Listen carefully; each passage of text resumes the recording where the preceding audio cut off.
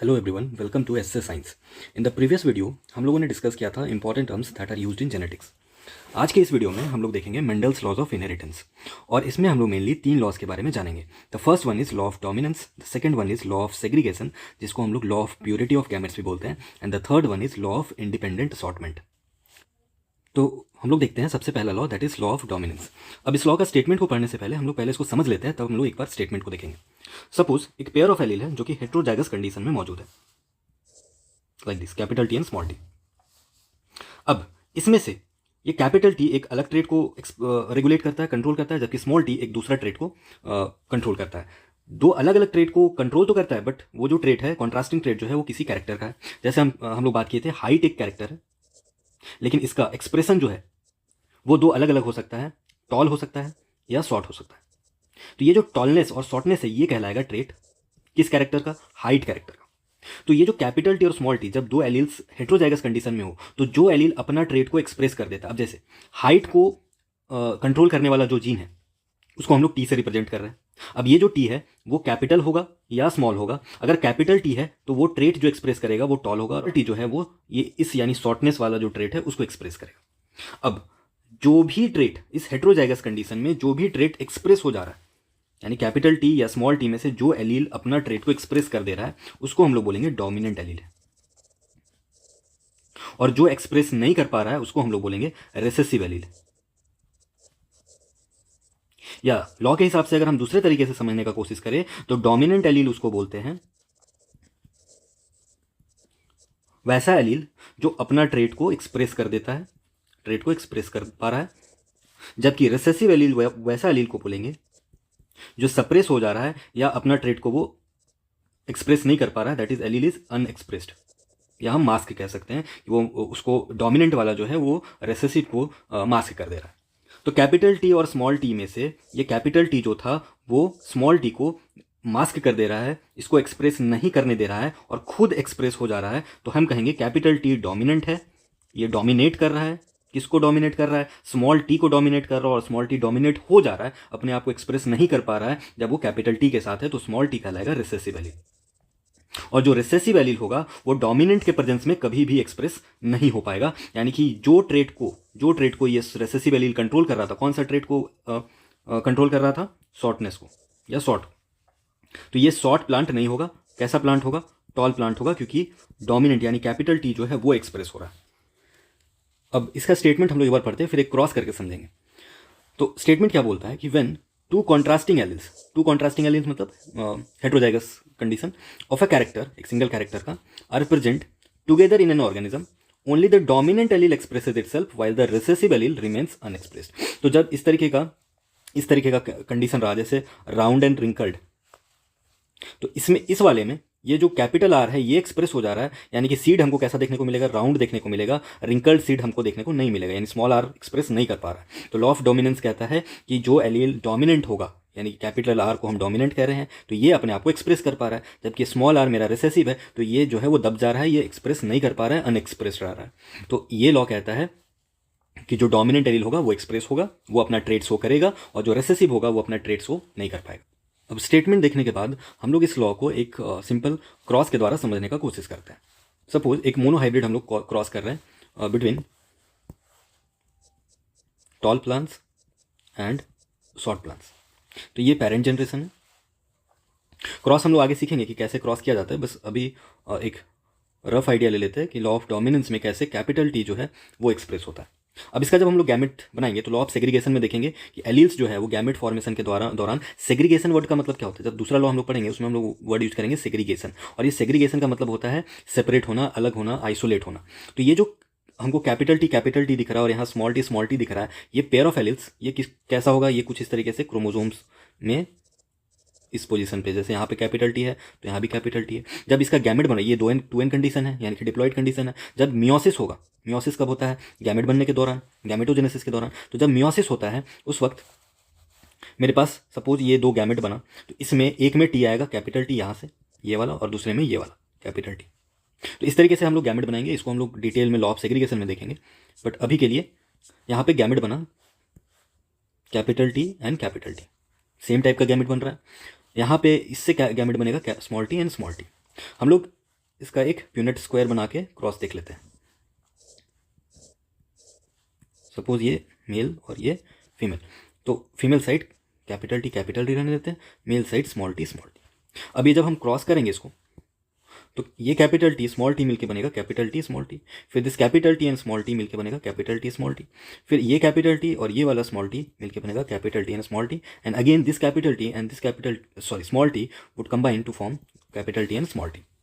अब ये जो F1 जनरेशन यानी first filial generation, this is the parent generation and this is the first generation, तो first generation में जितना भी प्लांट्स हमको देखने को मिल रहा है वो सब एक ही टाइप का है, यानी जीनोटाइप यानी जेनेटिक मेकअप जो है सबका सेम है, यानी कि सारा का सारा हेट्रोजाइगस कंडीशन वाला मिल रहा है, सारा का सारा कैपिटल टी स्मॉल टी। तो ये चार, जैसे यहाँ पे चार हम बनाए, तो अगर हम इसको 4 लिखे तो 4:0, बाकी सारा कुछ है ही नहीं, तो 4:0 वाला कंडीशन दिख रहा है हमको। और ये फिनोटाइप में भी, अब जब इसको हम लोग फिनोटिपिकली यानी बाहर से देखने का कोशिश करेंगे तो कैपिटल टी स्मॉल टी है सारा, तो इसमें से ये कैपिटल टी जो है वो एक्सप्रेस हो जाएगा, स्मॉल टी जो है वो एक्सप्रेस नहीं होगा, यानी सारा प्लांट जो होगा वो टॉल प्लांट होगा। इसका मतलब अगर हम बाहर से देखें तो प्लांट मेरा टॉल है और मेरा जेनेटिक मेकअप कुछ इस तरीके का है, इसका मतलब ये हुआ कि टॉल वाला जो ये टॉलनेस जो ट्रेट था, दो ट्रेट है जैसे हम लोग पहले भी डिस्कस किए, टॉलनेस एंड शॉर्टनेस, टॉल और शॉर्ट प्लांट। तो हाइट प्लांट का जब हम लोग देख रहे थे तो या तो टॉल होगा या तो शॉर्ट होगा, दो ट्रेट है, और टॉल को रेगुलेट कौन कर रहा था या कंट्रोल कौन कर रहा था, कैपिटल टी, और शॉर्ट को रेगुलेट या कंट्रोल कौन कर रहा था, स्मॉल टी। और जब हम बाहर से देख रहे हैं प्लांट को फर्स्ट जनरेशन में, वो सारा टॉल दिख रहा है, ऑल टॉल, सारा टॉल दिख रहा है। इसका मतलब कैपिटल टी जो है ये एक्सप्रेस हुआ था और स्मॉल टी जो है वो एक्सप्रेस नहीं हो पाया था। तो हम कह सकते हैं कि कैपिटल टी जो कि एक्सप्रेस हो जा रहा है, जो अपना ट्रेट शो कर पा रहा है, इसको हम लोग बोलेंगे डोमिनेंट एलील है, जबकि जो अपना ट्रेट को एक्सप्रेस नहीं कर पा रहा है उसको हम लोग बोलेंगे ये रिसेसिव है। तो अब सवाल आता है कि रिसेसिव अपना ट्रेट को कब एक्सप्रेस कर पाता है, क्योंकि जब भी डोमिनेंट के साथ, जब भी जैसे कैपिटल वाई स्मॉल वाई लिया, जब भी डोमिनेंट के साथ ये रिसेसिव वाला एलील रहेगा तो रिसेसिव तो एक्सप्रेस नहीं कर पाएगा, हमेशा ये डोमिनेंट वाला एक्सप्रेस कर पाएगा। तो रिसेसिव वाला एक्सप्रेस कब करेगा, जब इसको सप्रेस करने वाला एलील इसके साथ ना हो। इसको सप्रेस कौन करता है, इसको सप्रेस करता है डोमिनेंट एलील। तो जब भी रिसेसिव एलील के साथ डोमिनेंट एलील नहीं मौजूद है तो ये कंडीशन कब कहलाएगा, इसको होमोजाइगस कंडीशन बोलेंगे, यानी स्मॉल वाई के साथ स्मॉल वाई, या स्मॉल टी के साथ स्मॉल टी, या स्मॉल आर के साथ स्मॉल आर। जब ये वाला कंडीशन हम लोग देखेंगे, इस तरह का कंडीशन जिसमें होमोजाइगस रिसेसिव हो, दोनों एलील रिसेसिव हो लेकिन कंडीशन कैसा हो, होमोजाइगस, तब इसको सप्रेस करने वाला, मास्क करने वाला कोई भी एलील मौजूद नहीं होगा, और हम कहेंगे कि तब जाके ये जो एलील है, रिसेसिव एलील है, वो अपने आप को या अपना ट्रेट जो है उसको एक्सप्रेस कर सकता है। अब हम लोग देखते हैं second law, that is law of segregation. अब जैसा कि वर्ड बोल रहा है, सेग्रीगेशन का मतलब होता है सेग्रीगेट होना, यानी कि आइसोलेट या सेपरेट होना। तो अब ये लॉ क्या कहता है कि ड्यूरिंग गैमेटोजेनेसिस, या जब मियोसिस हो रहा है, गैमेटोजेनेसिस यानी गैमेट फॉर्मेशन के दौरान, ड्यूरिंग गैमेटोजेनेसिस के दौरान जो होता है वो होता है मियोसिस जो है वो है रिडक्शनल डिवीजन। मतलब जब गैमेट बनेगा यानी सेक्स सेल्स बनेंगे, गैमेट जब बनेगा तो गैमेट जो होगा वो हैप्लॉइड सेल्स होगा। हैप्लॉइड का मतलब हाफ सेट ऑफ क्रोमोसोम्स इसके पास आया। सपोज ये मेरे पास होमोलोगस क्रोमोसोम था और ये हाइट को कंट्रोल करने वाला जीन है जिसका दो अल्टरनेटिव फॉर्म है, एक कैपिटल टी ले लेते हैं, एक स्मॉल टी ले लेते हैं। अब जब गैमेट, ये 2n कंडीशन है, जब गैमेट बनेगा तो गैमेट के पास एक, इससे ये एलील हाफ एलील आएगा कैपिटल टी, मतलब एक एलील दो में से, और दूसरा एलील इस गैमेट के पास जाएगा। यानी हम कह सकते हैं कि गैमेट के पास दो में से सिर्फ एक एलील आ रहा है, या each gamete receive one of the two alleles. तो दो एलील में से एक एलील हर एक गैमेट के पास जा रहा है। कभी ऐसा नहीं होगा कि एक गैमेट के पास कैपिटल टी स्मॉल टी दोनों आ गया, इस तरीके का कंडीशन हम नहीं देखेंगे। जब देख रहे हैं कि एक गैमेट के पास एक ही एलील है, इधर कैपिटल टी और स्मॉल टी, तो हम कह सकते हैं कि ये जो गैमेट है वो प्योर है इन टर्म्स ऑफ एलील्स, क्योंकि इसके पास सिर्फ एक ही टाइप का एलील है, या तो कैपिटल टी है या तो स्मॉल टी है। तो in case of alleles these gametes are pure. तो इस लॉ को इसलिए हम लोग बोलते हैं law of purity of gametes, that is gametes are pure as only one kind of alleles are present in a gamete, either it is dominant allele or recessive allele। ऐसा कभी नहीं होगा कि एक गैमेट के पास दोनों तरह का एलील हो एक ही कैरेक्टर का, यानी कैपिटल टी भी हो और स्मॉल टी भी हो। जैसे हम लोग आगे देखेंगे डाइहाइब्रिड क्रॉस, तो उसमें हम लोग देखेंगे, ये तो क्लास 10th में भी देखा है हम लोगों ने, कैपिटल आर स्मॉल आर है, कैपिटल वाई स्मॉल वाई है। ये जो आर लेटर था वो किस कैरेक्टर के लिए था, सीड का शेप, जबकि ये वाई लेटर या वाई अल्फाबेट जो था वो सीड का कलर के लिए था। कहने का मतलब सीड का शेप जो जीन कंट्रोल कर रहा था उसके पास उस जीन का दो अल्टरनेटिव फॉर्म था या दो एलील्स था। ये जो दो एलील है या तो कैपिटल आर था या तो स्मॉल आर था।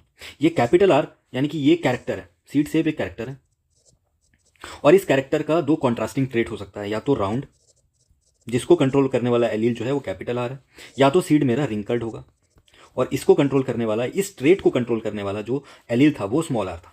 तो बेसिकली हम लोग यहाँ से पीछे का जो लेक्चर में हम लोग देख चुके हैं उसको रिकैप कर सकते हैं या फिर से समझ सकते हैं कि जो जीन होता है वो एक कैरेक्टर के लिए होता है, लेकिन इसी जीन का, क्योंकि कैरेक्टर का कॉन्ट्रास्टिंग ट्रेट्स है, अलग अलग ट्रेट्स हो सकते हैं एक कैरेक्टर का, तो जो ट्रेट्स होते हैं, सपोज ट्रेट ए और ट्रेट बी, ये मेरे पास अलग अलग ट्रेट है एक ही कैरेक्टर का, तो जीन जो होगा, जीन का अलग अलग फॉर्म होगा, जैसे एलील ए एंड एलील,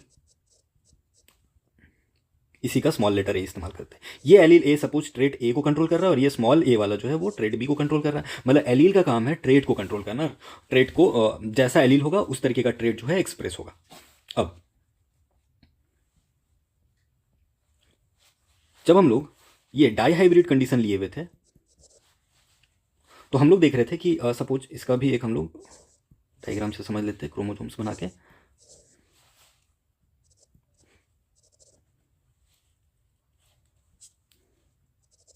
ये कैपिटल आर है, ये स्मॉल आर है। इसी तरीके से कहीं पे किसी लोकस पे कैपिटल वाई होगा, स्मॉल वाई होगा। तो जब एक गैमेट के पास एक कैरेक्टर का ये दो एलील है तो कोई एक ही एलील आएगा, क्या आर अल्फाबेट वाला कोई एक आएगा और दूसरा जो आएगा वो दूसरा अल्फाबेट वाला आएगा। तो जब हम लोग यहाँ कॉम्बिनेशन या गैमेट का फॉर्मेशन देखेंगे तो हम आर और वाई का कॉम्बिनेशन बनाएंगे, क्योंकि आर अल्फाबेट जो दो अल्फाबेट है, कैपिटल है एक स्मॉल है, उसमें से एक ही जाना है एक गैमेट के पास, और दूसरा जो है कैपिटल और वाई, कैपिटल वाई और स्मॉल वाई, उसमें से भी एक जाएगा। तो कॉम्बिनेशन यहाँ आर वाई का होगा, यानी कि सेम अल्फाबेट यानी सेम जीन का जो सेम जीन है, अगर सेम जीन का दो एलील अलग अलग एलील है तो दोनों एलील एक ही गैमेट में प्रेजेंट नहीं रह सकता। अब इस लॉ को हम लोग पहले स्टेटमेंट से देख लेते हैं। स्टेटमेंट क्या कहता है कि the two alleles of a character, एक कैरेक्टर का दो एलील है, यानी एक कैरेक्टर का जो जीन उस कैरेक्टर को कंट्रोल कर रहा है उसका ऑल्टरनेटिव फॉर्म्स को हम लोग एलील्स बोलते हैं। तो किसी कैरेक्टर का अगर दो एलील है और दोनों एलील जो होगा वो सेपरेट हो जाएगा कब, ड्यूरिंग गैमेटोजेनेसिस। और गैमेटोजेनेसिस का मतलब होता है गैमेट का फॉर्मेशन, और इसको हम लोग बोल सकते हैं ड्यूरिंग मियोसिस, क्योंकि मियोसिस हमारा बॉडी में सिर्फ गैमेट बनने के दौरान हो रहा है। So that each gamete carries only one allele. तो कहता है कि एलील जो है, अगर दो एलील है तो दोनों एलील सेपरेट हो जाएगा और हर एक गैमेट के पास एक ही एलील जाएगा, इधर इट इज डोमिनेंट वन और रिसेसिव वन। और अगर होमोजाइगस है तो दोनों में डोमिनेंट डोमिनेंट वाला जाएगा, कैपिटल टी जाएगा। सिंपल सा बात है कि each gamete will receive only one allele, इसीलिए for that allele the gamete is pure. तो प्योरिटी ऑफ गैमेट जो है वो डिपेंड कर रहा है कि उस गैमेट में एलील जो आ रहा है वो प्योर आ रहा है, एक ही आ रहा है। तो इसलिए हम लोग कह रहे हैं कि gametes are pure for that particular allele. और इस लॉ को हम लोग फिर से एक नाम और देंगे, law of purity of gametes.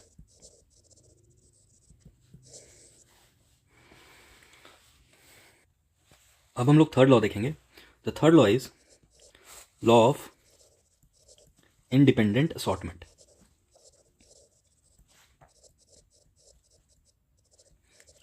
अब इसमें दो शब्द जो है, एक तो इंडिपेंडेंट है, दूसरा असॉर्टमेंट है। इसका मतलब हम लोग पहले समझ लेते हैं। तो इंडिपेंडेंट का मतलब होता है किसी पे डिपेंड ना करना, दैट इज फ्री। और दूसरा असॉर्टमेंट जो वर्ड है ये एक्चुअली अरेंजमेंट का है या डिफरेंट कॉम्बिनेशन बनाने का। सॉर्ट करना मतलब अरेंज करना, इकट्ठा करना, कॉम्बिनेशन बनाना। तो एक्चुअली अरेंजमेंट वर्ड यहाँ पे आ जाएगा हाउ एलील्स और genes are distributed in gametes. अब ये जो दो शब्द है, जब हम बोल रहे हैं इंडिपेंडेंट असॉर्टमेंट होगा, यानी अरेंजमेंट या डिस्ट्रीब्यूशन जो एलील्स का होगा गैमेट्स में वो इंडिपेंडेंट होगा, यानी किसी दूसरे पे डिपेंड नहीं करेगा। तो इस तरीके का जो असॉर्टमेंट है उसको हम लोग इंडिपेंडेंट असॉर्टमेंट बोल रहे हैं। और पहले हम लोग देख लेते हैं कि ये रूल कहता क्या है, ये लॉ कहता क्या है, और इसको समझने के लिए उसके बाद हम लोग स्टेटमेंट लिखेंगे। तो इसको समझने के लिए हम लोग को डाई हाइब्रिड क्रॉस चाहिए, क्लियरली समझने के लिए डाई हाइब्रिड क्रॉस। और डाई हाइब्रिड क्रॉस हम लोग समझे हैं कि अगर दो कैरेक्टर का ट्रांसफर हम लोग स्टडी कर रहे हैं, दो कैरेक्टर का, तो वैसा क्रॉस को हम लोग बोलते हैं die hybrid cross.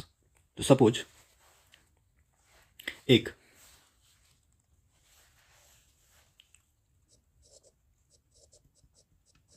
Homozygous round and homozygous yellow वाले सीड को, यानी कि जिसका सीड कलर येलो है और सीड का शेप जो है वो राउंड है, जिसको हम लोग राउंड एंड येलो सीड कहेंगे, को क्रॉस करा रहे हैं हम लोग रिंकल्ड एंड ग्रीन सीड्स के साथ।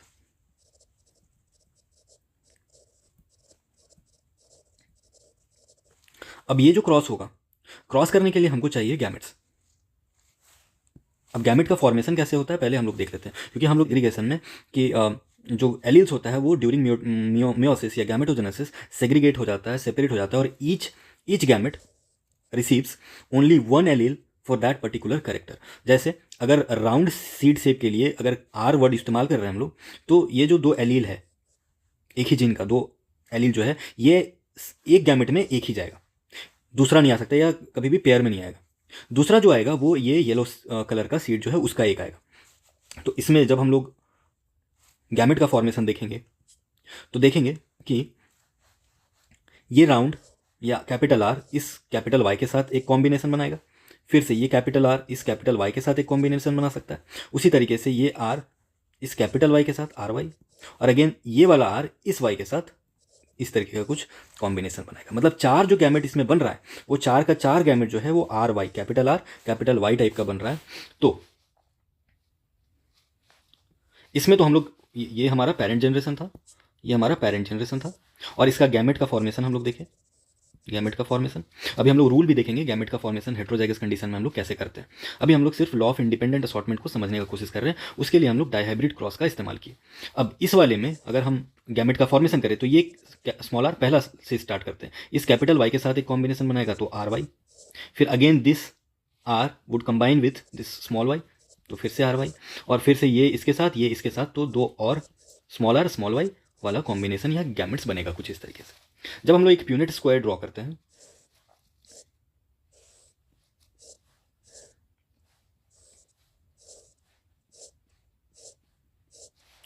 तो एक साइड हम लोग एक पेरेंट का गैमेट यानी कैपिटल आर वाला रख लेते हैं, कैपिटल आर कैपिटल वाई, चार गैमेट था, और दूसरे साइड हम लोग स्मॉल आर स्मॉल वाई वाला। अब जब हम लोग क्रॉस करते हैं तो सपोज इसको हम लोग इसके साथ कंबाइन कर रहे हैं, तो इसके बगल में इस वाले बॉक्स में इसका प्रोडक्ट हम लोग लिखेंगे, तो capital R small R capital Y small Y, इस तरीके का कॉम्बिनेशन बना। जब इसको हम इसके साथ कंबाइन करेंगे तो इसके बगल इसके नीचे यहाँ पे ये दोनों के इधर से इधर आए इधर से ये आए, तो यहाँ पे इसका प्रोडक्ट को लिखेंगे, तो ये कैपिटल आर स्मॉल आर के साथ capital R small R capital Y small Y के साथ जाएगा, कैपिटल वाई स्मॉल वाई। इसी तरीके से सारा जितना 16 बॉक्स है हम लोग फिल करेंगे, जैसे एक लास्ट वाला फिल करते हैं, कैपिटल आर कैपिटल वाई था, ये स्मॉल आर स्मॉल वाई, तो इसके लिए ये सीधा लाइन यहाँ आएगा, इसके लिए ये फर्स्ट आएगा, तो इसका जो प्रोडक्ट है हम लोग यहाँ पे नोट डाउन करेंगे, capital R capital Y small Y. अब इसी तरीके से सारा का सारा जो 16 रिजल्ट या 16 जो F1 जनरेशन में हमको ऑफस्प्रिंग मिल रहा है, F1 this is F1 first में, क्योंकि ये पेरेंट जनरेशन था, तो इसका जो ऑफस्प्रिंग आया दिस इज फिलियल 1 जनरेशन, इसमें ऑल 16 आर कैसा है, capital R capital Y small Y. अब ये कैपिटल आर स्मॉल आर जब है ये एक कैरेक्टर के लिए है, इसमें से कैपिटल आर जो है राउंड ट्रेट को कंट्रोल कर रहा था, स्मॉल आर जो है वो रिंकल्ड ट्रेट को कंट्रोल कर रहा था, लेकिन इसमें से एक्सप्रेस कौन होगा, कैपिटल आर, क्योंकि ये डोमिनेंट एलील है। तो लॉ ऑफ डोमिनेंस को हम लोग यहाँ पे भी प्रूव कर सकते हैं या शो कर सकते हैं कि ये जो डाइहाइब्रिड क्रॉस है इसमें भी हम लोग दिखा सकते हैं लॉ ऑफ डोमिनेंस। तो फर्स्ट जनरेशन में जो एलील अपने आप को एक्सप्रेस कर ले रहा है हेटेरोजाइगस कंडीशन में वही डोमिनेंट कहलाता है। तो यहाँ से कैपिटल आर स्मॉल आर में से कैपिटल आर अपना ट्रेट को एक्सप्रेस करेगा, तो जो सीड होगा मेरा वो राउंड सीड होगा, प्लस कैपिटल वाई और स्मॉल वाई में से कैपिटल वाई एक्सप्रेस कर रहा है, यानी कि सीड का जो कलर होगा वो येलो होगा। तो जितना 16 का 16 जो सीड हमको मिल रहा है वो कैसा मिल रहा है, round and yellow coloured seed मिल रहा है, इस टाइप का सीड मिल रहा है। अब जब हम लोग इसको यानी F1 जनरेशन का जो भी ऑफस्प्रिंग था उसको आपस में ही क्रॉस करवा दे, सेम जनरेशन को जब आपस में हम लोग क्रॉस करवाते हैं उसको बोलते हैं सेल्फिंग। तो जब हम लोग इसका सेल्फिंग करवाएंगे तो सेल्फिंग करवाते हैं, capital R capital Y small Y, एक ये था, बगल में क्रॉस के लिए दूसरा ले लेते हैं सेम जनरेशन का। अब इसमें आता है कि इसमें हम लोग गैमेट्स कैसे बनाएं। तो गैमेट बनाने का तो पहले एक तरीका ये है, यहाँ से हम लोग कॉम्बिनेशन बनाना चालू करें, ये capital R capital Y, then capital R small Y, then small R capital Y, then small R small Y, एक तरीका ये है। दूसरा कितना गैमेट बनेगा इसके लिए एक फॉर्मूला है, तो number of gametes is given by 2 का पावर n, जहां पे n जो है this is number of heterozygous pair. हम लोग देखेंगे कि जो ऊपर जीनोटाइप जिसको हम लोग क्रॉस करवा रहे हैं उसमें हेटेरोजाइगस जोड़ा कितना है, हेटेरोजाइगस पेयर कितना है, वो हमारा n हो जाएगा, और नंबर ऑफ गैमेट्स निकालने के लिए 2 का पावर n कर देंगे। जैसे इस वाले कंडीशन में हम लोग देख रहे हैं एक ये हेटेरोजाइगस है और एक ये हेटेरोजाइगस है, यानी n का संख्या जो है n का संख्या हमारे पास 2 है, तो नंबर ऑफ गैमेट्स कितना बनेगा? नंबर ऑफ गैमेट्स बनेगा 2 का पावर n, यानी कि 2 का पावर 2 यानी कि 4 टाइप ऑफ गैमेट्स, 4 टाइप का गैमेट्स बनेगा। नंबर ऑफ गैमेट्स नहीं, number of types of gametes, ये ज़्यादा करेक्ट है। नंबर ऑफ टाइप्स हो, 4 टाइप का गैमेट कौन कौन सा बनेगा? तो मेरे पास है capital R small r, capital Y small y। अब ये दोनों इंडिविजुअली कंबाइन कर रहा है ये दोनों एलील्स के, दूसरे कैरेक्टर का जो एलील है उसके साथ। यहाँ पे 2 कैरेक्टर है, एक सीड का शेप है और दूसरा सीड का कलर है। इसलिए बोलते हैं जब कॉम्बिनेशन बन रहा है, यानी कि जब असॉर्टमेंट हो रहा है, अरेंजमेंट हो रहा है, डिस्ट्रीब्यूशन हो रहा है एलील का, तो वो इंडिपेंडेंट हो रहा है। कहने का मतलब ऑल पॉसिबल कॉम्बिनेशन में एलील जो है वो गैमेट्स में ट्रांसफर होगा। कैसे? तो ये कैपिटल आर जो है, इसको हम लोग थोड़ा और अच्छे से समझते हैं बड़ा करके। Capital R small R, capital Y small Y, ये था। तो ये जो कैपिटल आर है पहले कॉम्बिनेशन किसके साथ बनाया?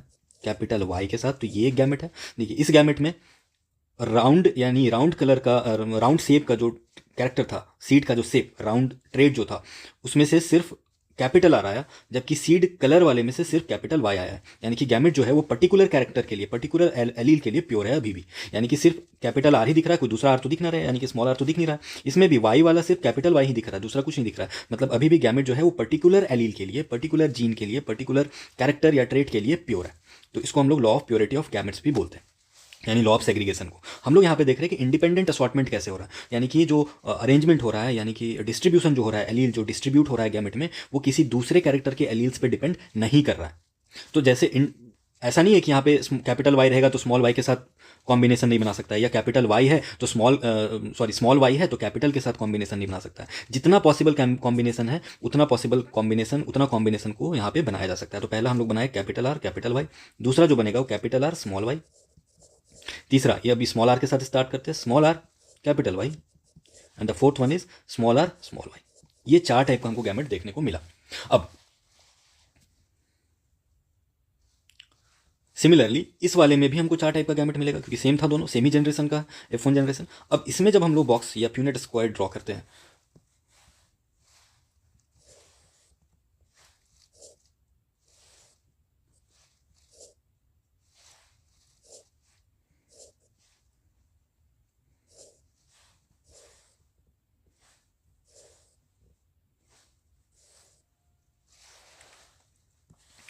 तो एक साइड हम लोग एक पेरेंट का रखते हैं capital Y, capital R small R capital Y, and again small R small Y. और दूसरे साइड हम लोग अगेन सेम, क्योंकि सेम गैमेट था दोनों में, सेम जनरेशन का पेरेंट्स है, तो capital R capital Y, capital R small R capital Y, and small R small Y. तो जब हम लोग यहाँ पे एक तो गैमेट फॉर्मेशन देखे, और ये हमको बता रहा है कि यहाँ पे इंडिपेंडेंट असॉर्टमेंट हो रहा है, यानी कि जो डिस्ट्रीब्यूशन है वो इंडिपेंडेंट है। तो पहले तो हम लोग लॉ समझ गए कि this law is actually independent, law of independent assortment. और इस तरीके से प्यूनेट स्क्वायर बनाएंगे, और फिर नेक्स्ट क्लास में, नेक्स्ट लेक्चर में देखेंगे हम लोग इसका F1 जनरेशन में, F2 जनरेशन में किस तरीके का फिनोटिपिक रेशियो, यानी दिखने में किस तरीके का प्लांट्स आता है, और उसका जीनोटाइप क्या होता है, यानी जीनोटिपिक रेशियो क्या आता है। तो अभी हम लोग रेशियो के बारे में बात नहीं किए हैं, हम लोग क्रॉस एक एक करके देखेंगे, monohybrid cross, then dihybrid cross, और इवन ट्राई हाइब्रिड क्रॉस। और उसके बाद हर एक जनरेशन में फिनोटाइप्स कैसा है, यानी फिनोटिपिक रेशियो कैसा आ रहा है, जीनोटाइप्स कैसा, कितने तरह का जेनेटिक मेकअप वाले ऑफस्प्रिंग्स हमको दिख रहे हैं, अलग अलग तरह के जीनोटाइप वाले, उनका रेशियो क्या है। तो ये सारा चीज़ हम लोग देखेंगे नेक्स्ट क्लास में।